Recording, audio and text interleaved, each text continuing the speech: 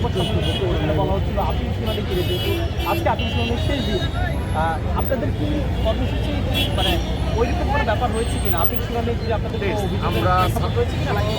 আমরা সত্যিকার অর্থে আমরা আমাদের সিদ্ধান্ত নিয়েছি, কারণ দেখেন 22 তারিখ ঘটনা শুনতে আমরা সেই কাজে ব্যস্ত হয়ে যাচ্ছি। যেসব উদ্দেশ্যমূলকভাবে তারা ঢাকা বিশ্ববিদ্যালয় বন্ধ করে তারা কিন্তু ঠিকই নির্বাচনী বছর দাঁড়িপাল্লার পক্ষে সারা দেশব্যাপী ভোট চাওয়ার কাজে ব্যস্ত সবগুলো ইয়েতে। আর এই সময় তারা আমাদেরকে ব্যস্ত রাখতে চায়, হলো একবার বন্ধ করলো।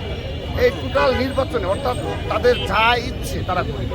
যেদিন আমি আরেকদিন আজকে বলি, সেদিন আমি বলিনি, জগন্নাথ বিশ্ববিদ্যালয় ছাত্র সংসদ নির্বাচনে আপনি দেখেন আমাদের সেদিন 30 ডিসেম্বর আমাদের মা আমাদের মানুষের দেশকে ইন্তেকাল করবে, আমাদের চলে যাবে। সেদিন নির্বাচন স্বাভাবিকভাবে পুরো বাংলাদেশে ইমোশন ছিল। ঠিক আছে, এদিন নির্বাচনে স্টপ করে, এদিন উৎসব হতে পারে না, এদিন ভোট উৎসব হতে পারে না। এদিন যা হোক, তারপর সাধারণ শিক্ষক অনেকে চলে এসেছে।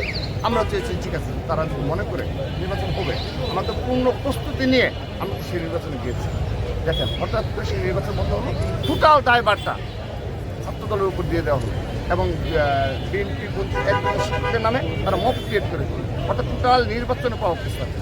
এই বিষয়গুলো আমরা অনেক আগে থেকে বুঝতে পারি, কিন্তু আমরা এতদিন কিন্তু কোনো প্রতিক্রিয়া ব্যক্ত করিনি, কারণ আমরা একটি স্থিতিশীল বাংলাদেশ চাই, আমরা ক্যাম্পাসগুলো স্থিতিশীল ক্যাম্পাস চাই, এবং সবচেয়ে বড় যে বিষয় আমরা জাতীয় সংসদ নির্বাচন অধিক আগ্রহ থেকে করি।